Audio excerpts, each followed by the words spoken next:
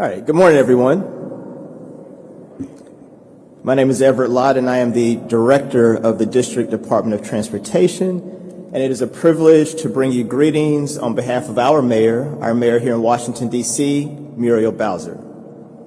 To our second gentleman of the United States, Douglas Emhoff, to the Secretary of Transportation, Pete Buttigieg, and to our Congresswoman, Eleanor Holmes Norton, I want to welcome you to the Navy Yard, the ballpark neighborhood, the home base for two great transportation agencies. Thank you all for this opportunity to talk about the great work we are doing to improve traffic safety everywhere here in Washington, D.C. As the Director of the Department of Transportation, I am always thinking about safety on our roadways.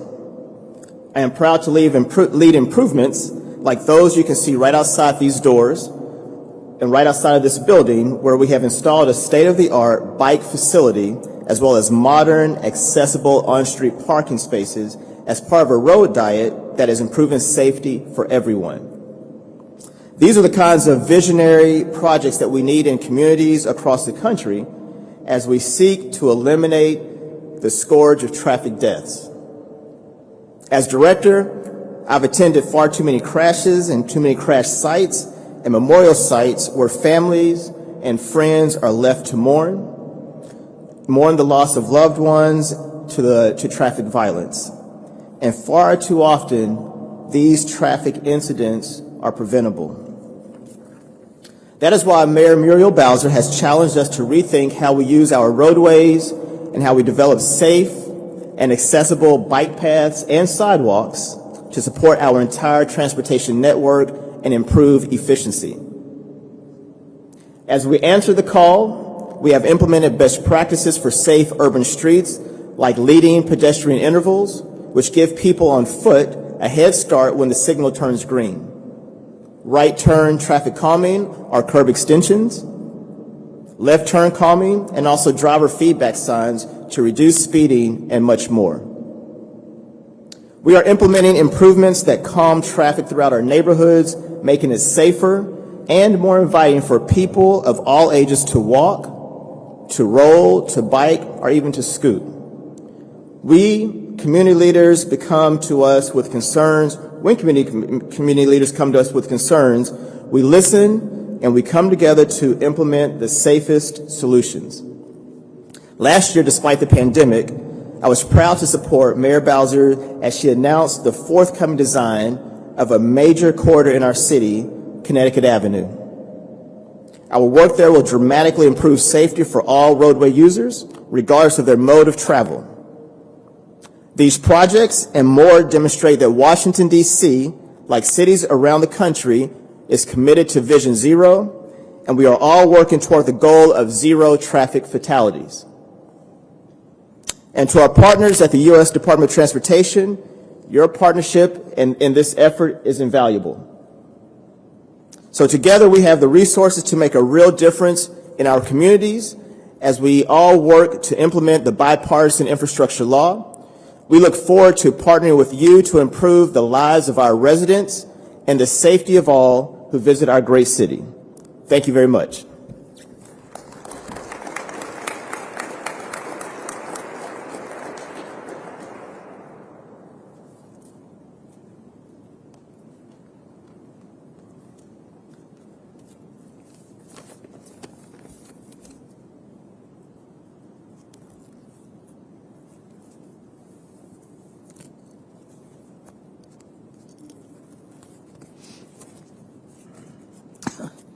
Pardon me while I untangle myself.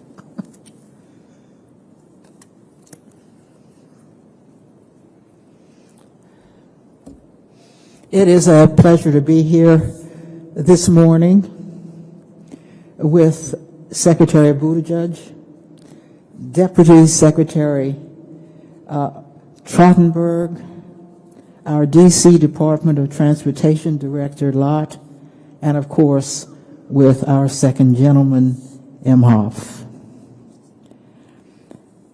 We are here with so many roadway safety advocates for this important announcement.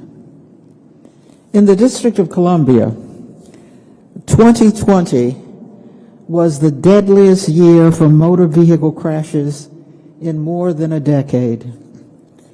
Fatalities among road users who walk, bike, scoot, and use wheelchairs increased by more than 50% over the last 10 years.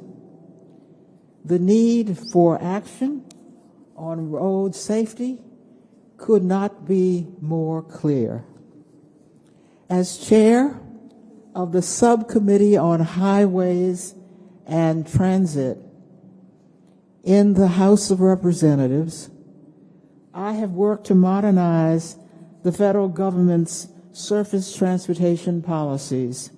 Federal policy has too long prioritized speed for motorists over the safety of people in communities that those roadways pass through. Now, though, we are finally shifting away from that thinking.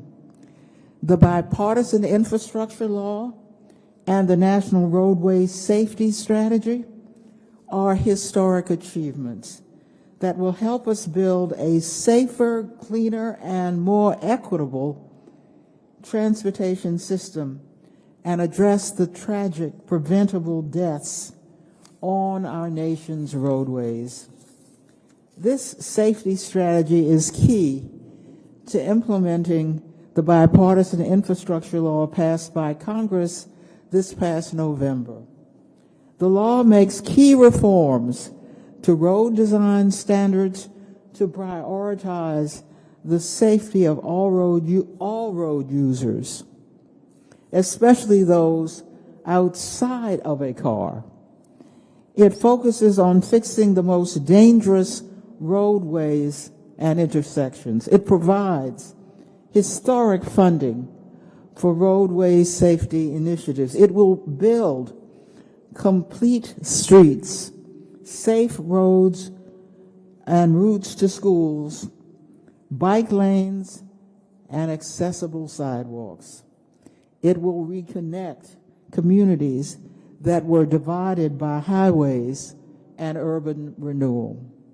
It will provide safe alternatives for people without a car or that choose to leave that car at home, which is key to advancing equity and, of course, fighting climate change. The law is the largest long-term investment in our infrastructure in nearly a century, and it will deliver for the nation's capital and for every other community in our country. Thank you.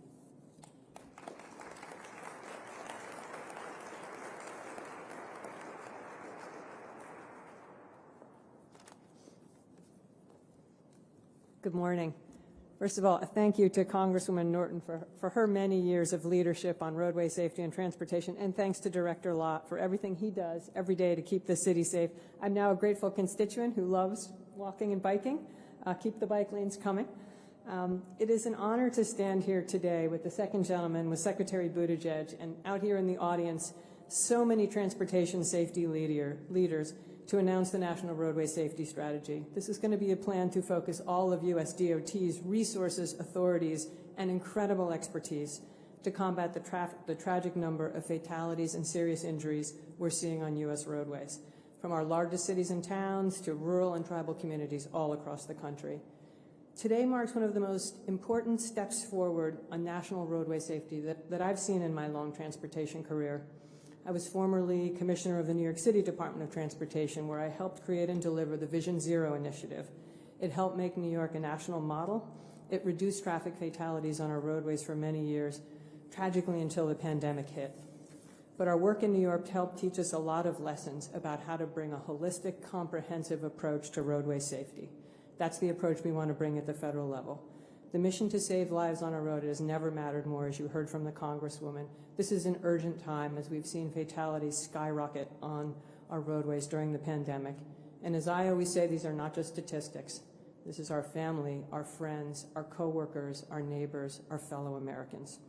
So we feel that sense of urgency. We are joined today with leaders from all levels of government, from industry, from labor, from the advocacy community. Together, we're going to work to launch this strategy and put into practice the work of what many of the incredible experts here at USDOT have made their careers about, saving lives on our roadways. And I'm so thrilled we will be doing it in partnership with our leaders at the White House.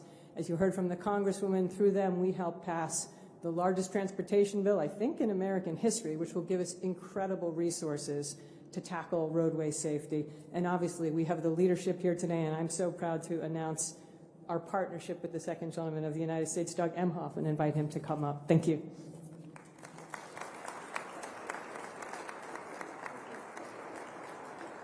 Thank you. Thank you. Thank you very much.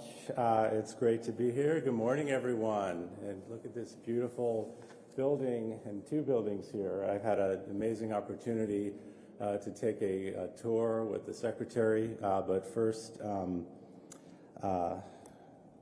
Lott, thank you so much for taking us outside in this beautiful weather. But I got to see the protected bike lanes that we're going to see all around the city here. And also, as a citizen of D.C., I look forward to enjoying those as well. And Congresswoman, thank you so much for your remarks today, but for all the work you've done over all the years for those of us here in D.C., but around the country and around the world. You're such a leader, and we really appreciate you.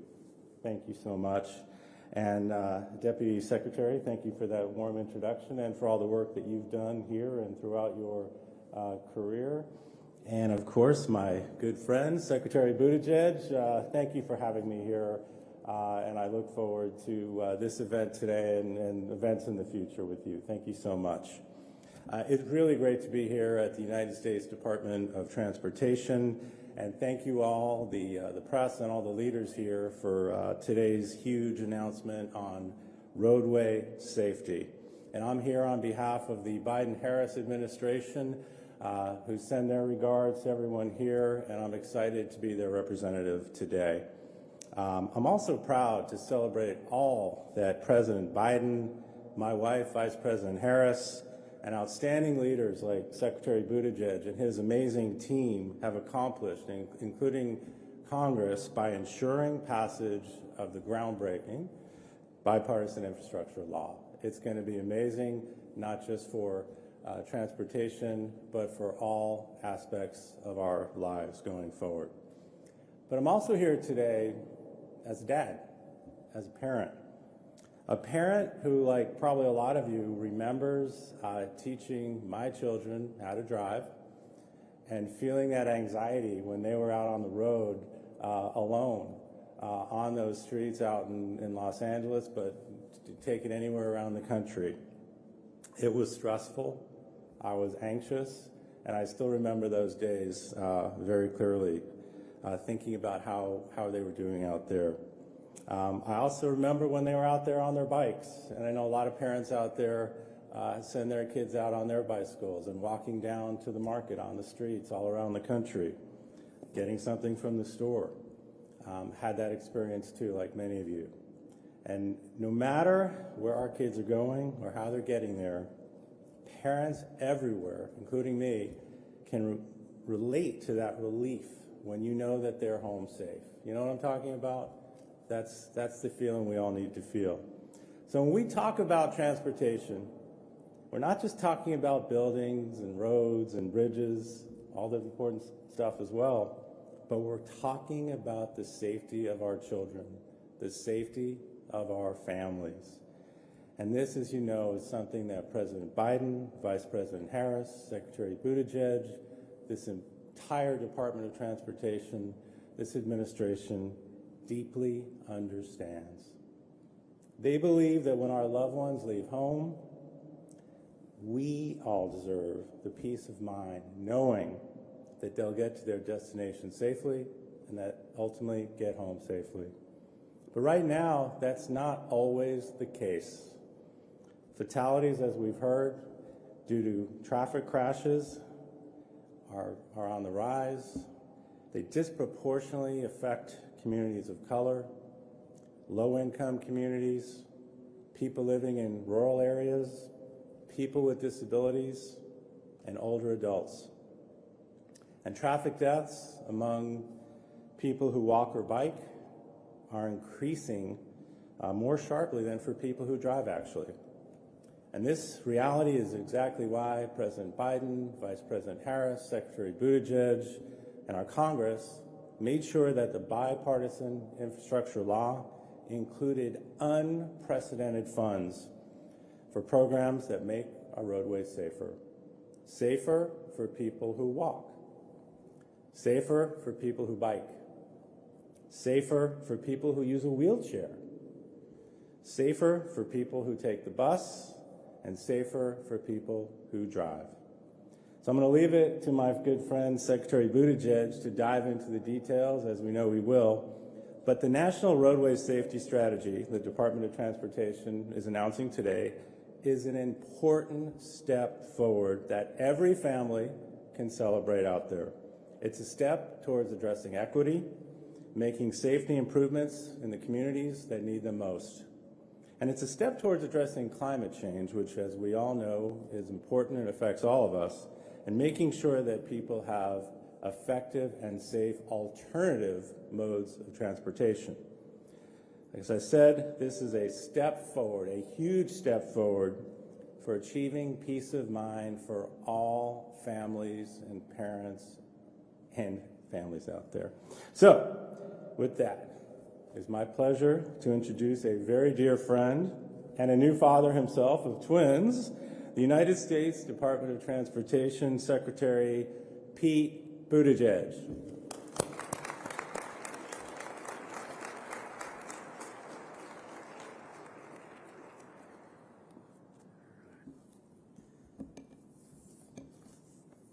Well, thank you.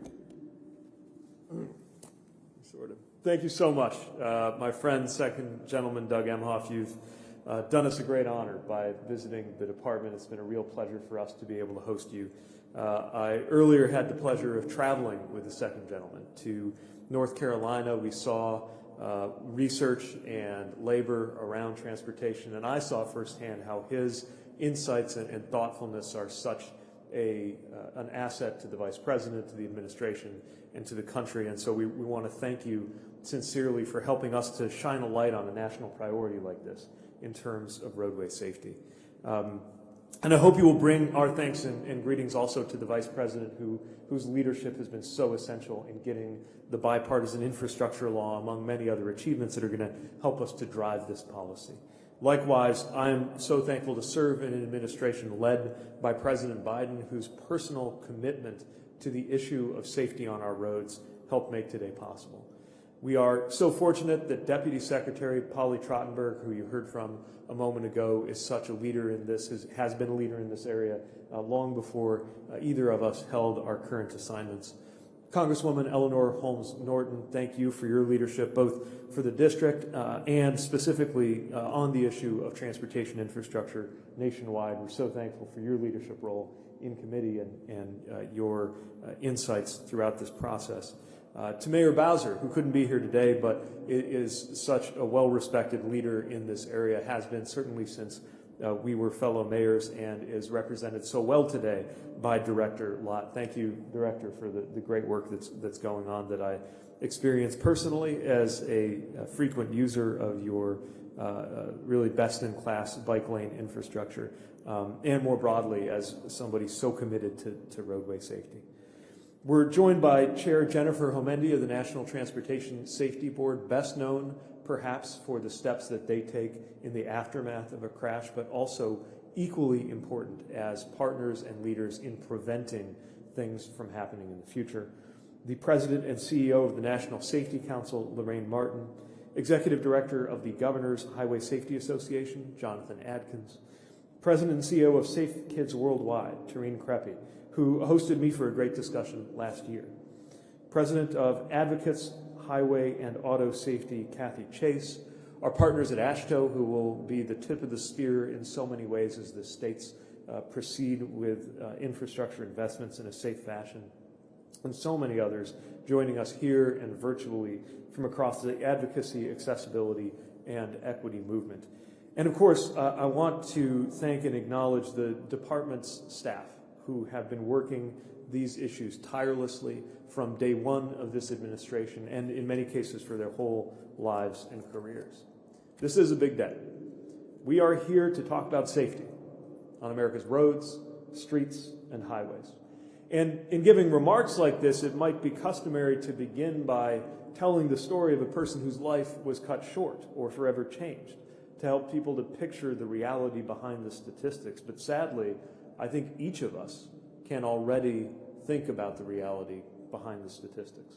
I think every one of us can close our eyes right now and picture people we've known, friends, family members, a high school teammate, a coworker, someone whose life needlessly ended far too soon because of a crash on our roads.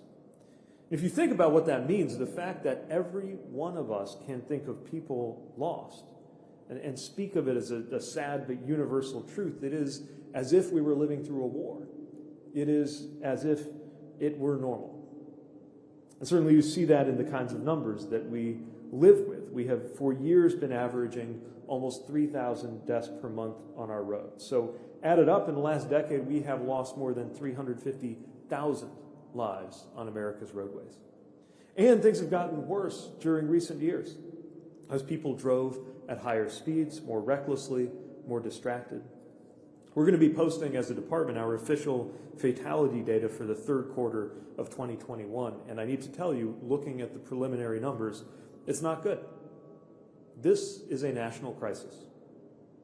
When we look deeper at the numbers, we notice two things. One, it is disproportionately impacting some Americans more than others. People of color, Native Americans, low-income communities, people in rural areas more likely to die on our roads.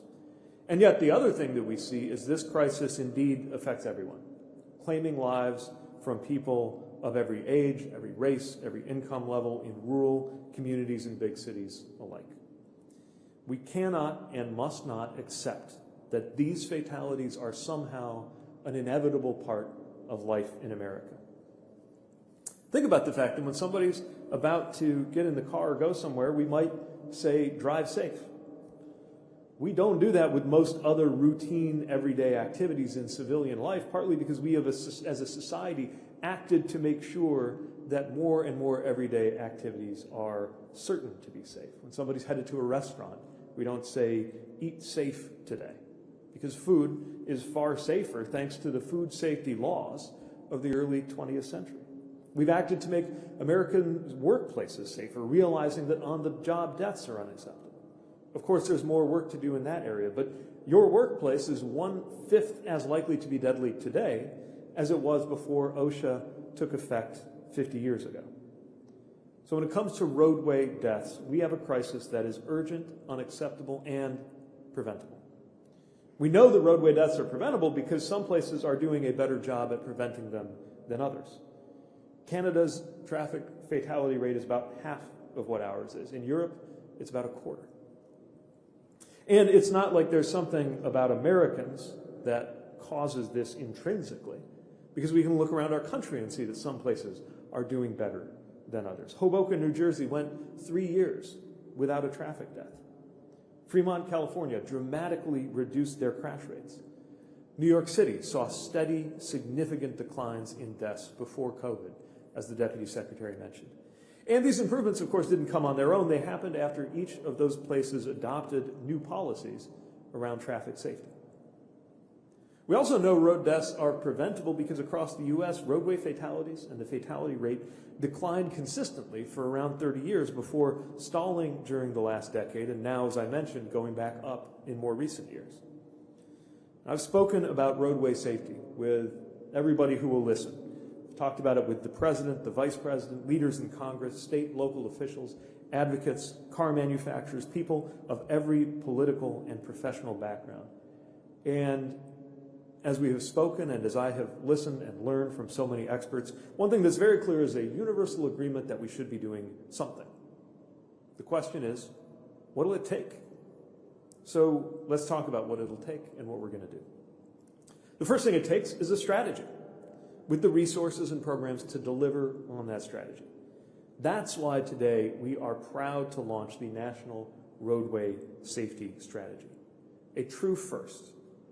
It represents a comprehensive plan to significantly reduce injuries and deaths on America's roadways. And with America's three principal roadway safety agencies aligned, the Federal Highway Administration, the National Highway Traffic Safety Administration, and the Federal Motor Carrier Safety Administration, we are embarking on a safe system approach. Experts embrace this approach to lowering risks by building multiple layers of protection: safer roads, safer people, safer vehicles, safer speeds, and better post-crash care. People make mistakes, but human mistakes don't always have to be lethal. And in a well-designed system, safety measures make sure that human fallibility does not lead to human fatalities. That's what we will be doing for America's roads with the National Roadway Safety Strategy and the safe system approach that it embraces. Now, often there's a great strategy out there, but it's limited by a lack of resources. That's why we are so fortunate in this moment to be able to meet the moment with unprecedented safety funding and vital new programs impacting safety, thanks to President Biden's bipartisan infrastructure law. That law creates a new Safe Streets and Roads for All program, providing $6 billion to help cities and towns deliver new comprehensive safety strategies, as well as accelerate existing successful safety initiatives. It will protect not only drivers, but all road users, including people who bike or walk or use a wheelchair. Pedestrian fatalities, as the second gentleman mentioned, have been increasing significantly faster than overall roadway fatalities, and we need to address the safety of those outside as well as those inside the vehicle. The infrastructure law also creates additional funding, increases funding for the Highway Safety Improvement Program by over $4 billion. And earlier this month, President Biden launched the biggest investment to fix our bridges since the interstate highway system, which will help make bridges safer for drivers, passengers, cyclists, and pedestrians alike. Now, the National Roadway Safety Strategy is not just new programs and funding, it also makes our existing safety programs more ambitious and more coordinated. Tools like our vehicle rating system, our guidance for the design of roadways, and our requirements for state driver licensing agencies. Another thing that it's going to take in order to change the trajectory of roadway safety in this country is a single, ambitious, shared goal. And today we commit that our goal is this: zero. Our goal is 0 deaths. A country where one day nobody has to say goodbye to a loved one because of a traffic crash. I understand the scale of the challenge and the ambition represented by that goal, and I understand that we may not get there during my tenure as secretary. But the decision to commit to that goal in a serious way at a national level changes the way cities and towns design roads, it changes the ways companies build cars, it changes the way people drive them. Jurisdictions and organizations that have adopted that goal have used it to save lives, and it is now our intention to do the same as a matter of national policy. So we have policies, we have programs, we have resources, we have a goal, and we have leaders. We're standing here in the U.S. Department of Transportation headquarters. We're joined by the second gentleman of the United States of America because this is a priority for the department, for the administration, and for the country. We also need partners in state and local government, like our friends represented here, and outside of government, like the advocates who have laid so much of the groundwork to bring America to this point. None of us can do this alone. We are going to team up with governors, mayors, county executives, local leaders, the ones who actually design and maintain so much of America's road systems. Our strategy gives government at every level a shared roadmap, and we're counting on their help, just as they can count on ours. We're going to partner with advocates and philanthropies, working on ways to support communities that may not have had the expertise or the staff to do this on their own. And we will be working with the technology and auto industries. To take one example, some of the most exciting material amid the work towards truly autonomous vehicles concerns safety features being delivered along the way. Having your car alert you if you're trying to change lanes and another vehicle is too close to you. That would have seemed far-fetched long ago. Now it is standard in many new cars. We're going to count on technology and auto companies to work with us to make driving safer for those inside and outside the car. But it's also clear that technology alone will not save us, certainly not on any acceptable timeline. So the final thing I want to address, maybe more important than any single piece of technology or policy, is that we need a national change in mentality. It is time for a transformation in how people think about road safety. Together, we can act to change the culture and the expectations. We're so accustomed to hazards on our roads that we sometimes behave as if the risks of today's roadways are inevitable, but they're not. People should leave the house and know that they're going to get to their destination safely. Once we believe that, and believe in our ability to collectively make progress, once we demand better, we will see more positive changes cascading across governments and industries. And that culture change can also motivate change among drivers who need to put down their phones, take their foot off the gas, and of course, drive sober. There's no vaccine that will protect us from deadly car crashes today. And yet, like a pandemic, it's a case where we can only protect our loved ones by acting together. Through systems change, streets, laws, norms, manufacturers, technology, drivers, all at the same time, we will save lives. So we're calling on all of America, every level of government, every insurance company, every motor carrier, every auto manufacturer, to embrace and commit to the specific actions for partners that we are releasing as a companion to the National Roadway Safety Strategy, knowing that if we work together and do this right, we will save so many lives. The nature of good safety work is that we won't know the names of the people whose lives will be saved by these efforts. But we will know that so many Americans who might otherwise have been an empty seat at the dinner table will instead be right where they belong. And who knows, the lives that you act to help save just might include your own. I believe we are fully capable of meeting these goals by committing to these actions, and we know that with lives on the line, there is not a moment to lose. So let's get started. Thank you, and congratulations again to everybody who delivered this extraordinary and important piece of work.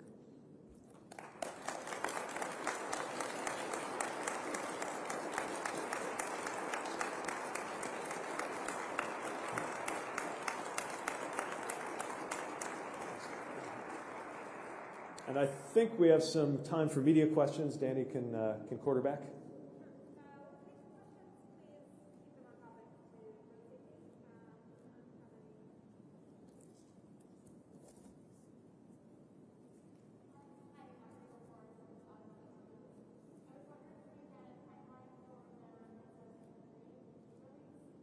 For which now?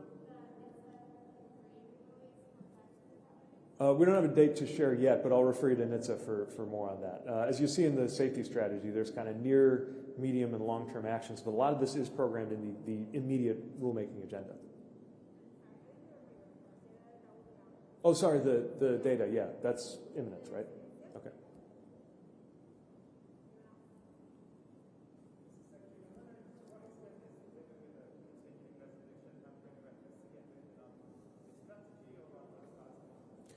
Well, look, every operation of government, including ours, does best, of course, when we have the certainty of a full budget and normal appropriations. But I can also tell you there is so much going on and so much on our plate right now that we are keeping very busy delivering on the resources that are actionable in the moment, and of course looking forward to further certainty on the road ahead.